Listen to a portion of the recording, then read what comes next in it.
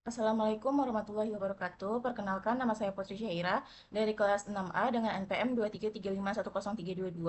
Baiklah, di sini saya akan menjelaskan mengenai UAS saya, yaitu terkait praktikum Big Data, di mana di sini kita diminta untuk menjelaskan materi pertemuan 1 sampai dengan pertemuan 6. Nah, di sini untuk pertemuan 1 itu ada pengantar ekosistem Big Data dan juga PySpark dasar.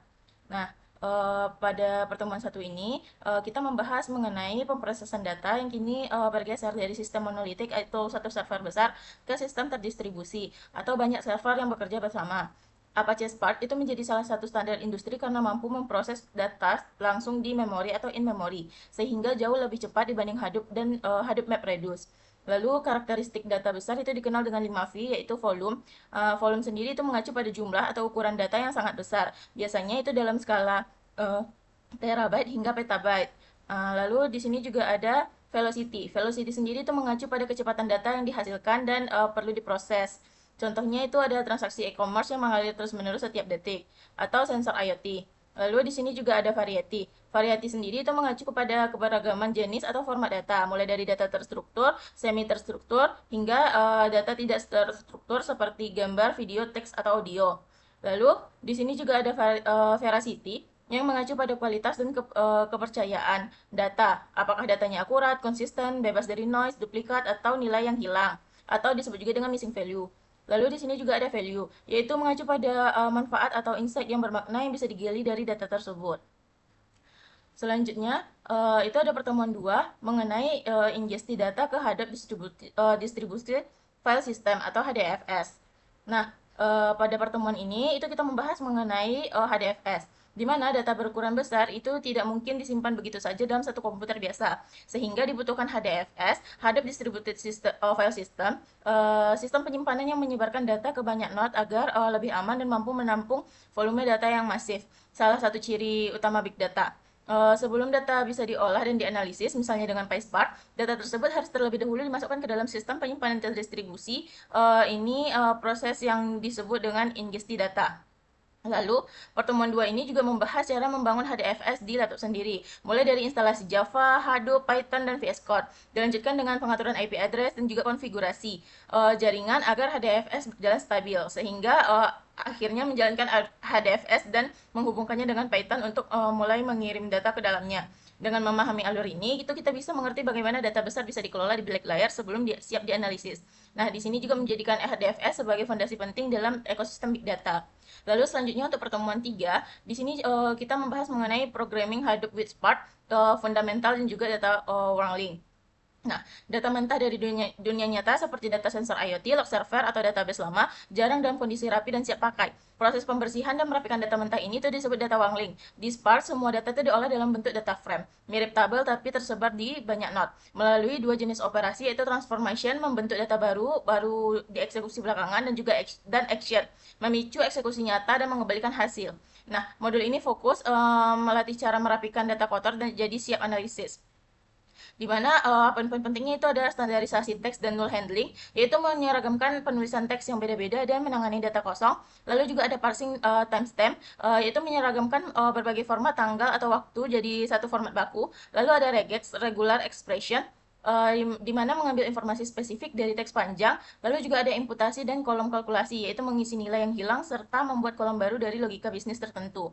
Lalu untuk pertemuan 4 itu ada Spark SQL, di mana di sini membahas mengenai query kompleks, join, dan juga agregasi. Nah, Spark SQL sendiri itu memungkinkan kita menulis query SQL biasa untuk mengolah data berskala besar yang tersebar di banyak node. Jadi tidak semua orang tuh perlu menguasai coding, cukup paham SQL saja itu bisa langsung analisis big data.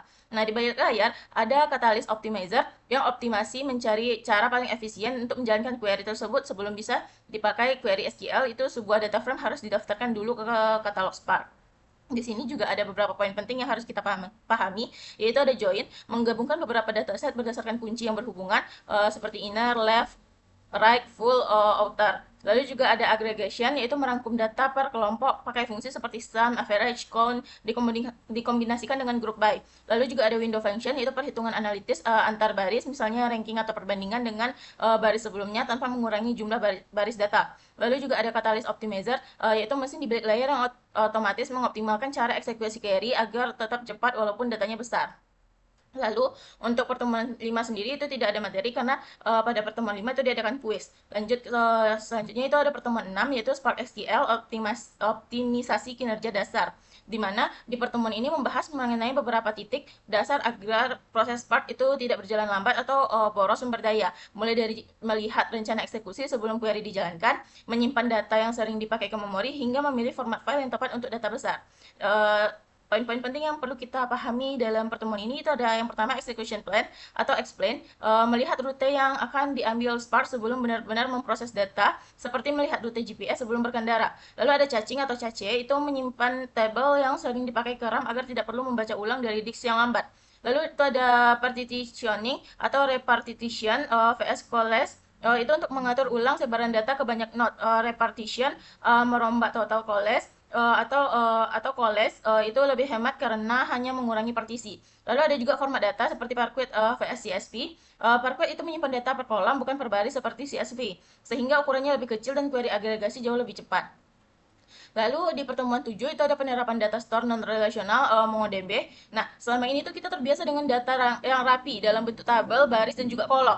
Tapi, banyak data di dunia nyata seperti data dari aplikasi e-commerce, sensor IoT, atau log chat yang bentuknya itu tidak sekaku itu. Nah, disinilah kita memakai NoSQL dan juga MongoDB yang merupakan salah satu yang paling populer. Nah, alih-alih masa data masuk ke tabel, MongoDB sendiri itu menyimpan sebagai dokumen yang jauh lebih fleksibel sehingga cocok untuk data yang strukturnya berubah-ubah atau bersarang atau nested.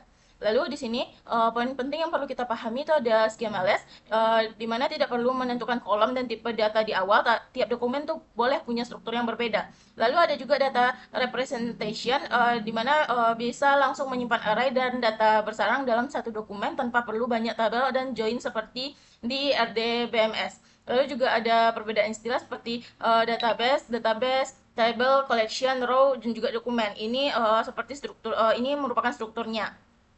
Di mana jika kita menggunakan SQL biasa itu kita menggunakan database, table, lalu row. Sedangkan yang untuk MongoDB itu ada database, lalu ada collection, setelah itu dokumen.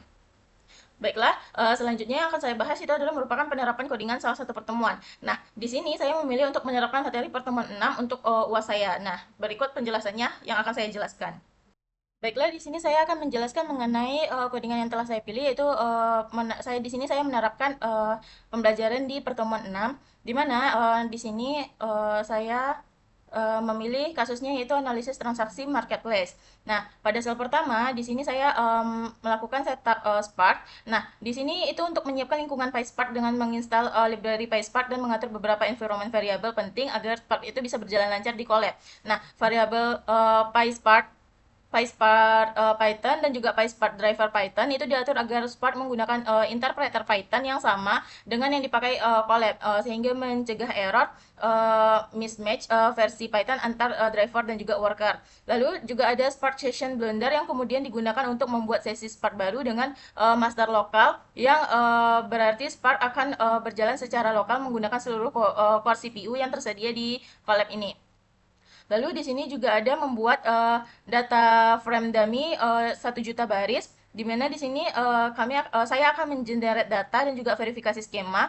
Nah, di sini saya membuat dua data frame, DF transaksi berisi 1 juta baris dan juga data transaksi dummy yang dihasilkan menggunakan Spark Range sebagai basis ID. Lalu ditambahkan kolom acak seperti ID produk, lalu jumlah beli dan total bayar menggunakan fungsi ren dan juga ren. Selain itu, dibuat juga DF produk sebagai tabel referensi kecil berisi 10 baris data produk transaksi melalui operasi join, lalu pemanggilan skema dan show di akhir sel berguna untuk memverifikasi struktur data sebelum diproses lebih lanjut, sehingga memastikan tipe data dan isi kolom itu sudah sesuai harapan sebelum masuk ke tahap analisis. Lalu di sini juga ada outputnya yaitu sedang mengenerate data dummy, lalu di sini baris DF transaksi, lalu jumlah baris DF produk, lalu di sini juga ada rootnya, dan di sini ada 10 kategori tadi atau 10 nama-nama produk yang ada tadi. Lalu untuk sel ketiga, di sini itu ada repartition data transaksi menjadi 10 partisi. Nah, di sini repartition 10 pada DF transaksi itu untuk membagi data menjadi 10 partisi secara merata sesuai permintaan sesuai dengan permintaan yang saya berikan tadi. Lalu untuk meningkatkan paralelisme pemrosesan di cluster Spark untuk membuktikan bahwa partisi itu benar-benar terbentuk dan terisi data, digunakan fungsi Spark Partition ID yang menandai setiap baris yang nomornya baris dengan nomor partisinya. Lalu dihitung jumlah per baris partisi menggunakan group by dan juga count. Nah, hasil ini tuh akan membuktikan secara konkret bahwa proses repartisi berhasil dan data tersebar cukup merata ke 10 partisi. Nah, berikut saya 10 partisi yang sudah dibagi. Lalu untuk selanjutnya itu ada eksekusi query join dan juga group by tanpa cache. Nah, di sini itu inti dari operasi yang kita lakukan yaitu menggabungkan DF transaksi dan DF produk menggunakan join berdasarkan kolom ID produk, lalu melakukan agregasi group by kategori untuk menjumlahkan total pembayaran dan total unit yang terjual per kategori produk. Fungsi time itu dipanggil sebelum dan sesudah collect yang merupakan action di Spark untuk mengukur waktu eksekusi sesungguhnya. Karena Spark itu menganut prinsip lazy evaluation. Semua transformasi seperti join dan juga group by itu baru benar-benar dieksekusi saat action seperti collect itu dipanggil. Nah, waktu ini dicatat sebagai baseline atau waktu tanpa cache yang nantinya akan kita bandingkan dengan skenario setelah data dicache. Lalu di sini juga tertampil waktu eksekusi tanpa cacingnya itu 5 detik 5,8536 detik. Lalu di sini untuk selanjutnya itu ada eksekusi query yang sama setelah cache. Nah, di sel ini tuh mendemonstrasikan efek caching dan memanggil DF gabungan cache yang menandai data frame hasil join agar disimpan di memori RAM setelah dihitung. Kemudian DF gabungan count itu dipanggil sebagai action pemicu agar proses caching benar-benar terjadi. Karena cache juga bersifat lazy dan baru aktif setelah ada action pertama. Query yang identik dengan sel 4 tadi yang kemudian dijalankan ulang dan waktunya diukur sebagai waktu dengan cache lalu dibandingkan langsung dengan hasil sebelumnya untuk menunjukkan selisih performa secara numerik. Lalu di sini di bagian akhirnya itu juga ada status is cached dan storage eval ditampilkan untuk memverifikasi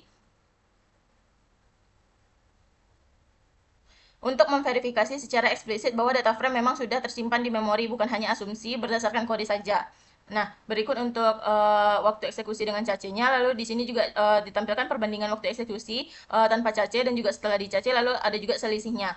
Nah, lalu berikutnya di sini itu ada menampilkan execution plan atau explain. Nah, di sini itu memanggil explain true pada query group by untuk menampilkan seluruh rencana eksekusi Spark mulai dari parse logical plan, analyze logical plan, optimize logical plan hingga physical plan yang benar-benar dijalankan oleh mesin Spark. Nah, berikut execution plan query join plus group by-nya. Nah, selanjutnya itu ada broadcast join vs market join. Nah, di sini tuh melakukan eksperimen tambahan untuk membandingkan dua strategi join yang berbeda. Pada eksperimen pertama, fungsi broadcast digunakan untuk memaksa Spark itu menyalin DF produk atau tabel kecil ke seluruh worker node sehingga proses join bisa dilakukan langsung di memori tanpa perlu shuffle data besar. Nah, strategi ini tuh disebut dengan broadcast hash join. Biasanya itu sangat cepat untuk tabel kecil. Lalu pada eksperimen kedua itu ada juga konfigurasi Spark SQL auto broadcast join threshold diatur menjadi min 1 itu untuk menonaktifkan broadcast otomatis sehingga Spark terpaksa menggunakan sort merge join yang memerlukan proses sorting dan shuffle di kedua tabel. Setelah eksperimen selesai itu threshold itu dikembalikan ke nilai default agar tidak mempengaruhi ke sel-sel berikutnya. Nah, di sini juga tertampil waktu dengan broadcast join yaitu 3,2329 detik, lalu dengan waktu short merge joinnya itu 4,7284 detik. Lalu di sini juga ada execution plan-nya yaitu broadcast join. Nah, lalu di sini juga ada initial plan. Lalu di berikutnya itu ada tabel ringkas perbandingan semua skenario. Nah, di sini itu merangkum seluruh hasil pengukuran waktu dari sel 4, 5, dan 7 ke dalam satu tabel menggunakan pandas data frame. Sehingga perbandingan antar skenario itu tanpa cache dengan cache, lalu juga ada broadcast join, sort merge join itu bisa dilihat sekaligus dalam format yang rapi dan mudah dibaca lengkap dengan kolom selisih waktu terhadap skenario baseline-nya juga. Nah, di sini juga sudah tertampil hasilnya. Lalu selanjutnya itu ada laporan analisis yang merupakan kesimpulannya juga. Nah, di sini tuh di laporan analisis ini tuh terdapat laporan performa Spark di mana di sini tuh terdapat dua pertanyaan juga yaitu mengapa eksekusi kedua itu lebih cepat. Nah, waktu eksekusi kedua itu dengan cat C itu lebih cepat dibanding eksekusi pertama karena pada percobaan pertama Spark itu harus membaca ulang seluruh data transaksi dari sumber, melakukan proses shuffle akibat operasi join dan juga group by, lalu menghitung ulang seluruh transformasi dari awal. Itu ada lazy evaluation baru dieksekusi saat action dipanggil. Pada percobaan kedua, karena DF gabungan sudah disimpan di memori RAM menggunakan cat C, Spark itu tidak perlu lagi membaca ulang data mentah maupun mengulang seluruh join dari awal. Spark itu cukup mengambil data yang sudah tersedia di memori sehingga waktu input output dan komputasi ulang itu menjadi jauh lebih berkurang. Lalu di sini juga terdapat pemahaman terhadap physical plan. Nah, di bagian physical plan sendiri itu hasil explain itu terlihat tahap seperti exchange menandakan proses shuffle data antar partisi akibat operasi join dan juga group by. Lalu ada juga hash aggregate, itu proses agregasi data seperti sum dilakukan dua kali, yaitu partial aggregate dan di setiap partisi, lalu final aggregate setelah shuffle. Serta strategi join yang dipilih catalyst optimizer broadcast hash join untuk tabel kecil seperti DF produk atau short merge join jika broadcast dinonaktifkan. Nah, dari eksperimen pada sel 7 itu bisa kita lihat bahwa broadcast join itu cenderung lebih cepat karena tabel produk berukuran kecil dan cukup disalin ke seluruh worker node tanpa perlu shuffle data besar. Sedangkan merge join itu memerlukan proses sorting dan juga shuffle di kedua tabel sehingga cenderung lebih lambat untuk kasus ini. Lalu di sini juga ada yang terakhir itu unparsed cache dan juga menutup partition. Nah, menjalankan adversis itu untuk membersihkan DF gabungan dari memori RAM, sebuah praktik yang harus kita lakukan agar resource tidak terus-menerus terpakai setelah tidak lagi dibutuhkan. Lalu status cache itu diverifikasi ulang untuk membuktikan bahwa proses unparsed itu berhasil. Lalu di sini juga terdapat spark stop dipanggil untuk mengakhiri spark session secara bersih, melepaskan seluruh resource komputasi yang digunakan selama sesi berjalan. Di sini juga sudah tertampil status cache DF gabungan setelah unparsed itu ada false, lalu spark sessionnya tuh sudah ditutup. Baiklah, sekian yang dapat saya sampaikan. Saya akhiri. Assalamualaikum warahmatullahi wabarakatuh.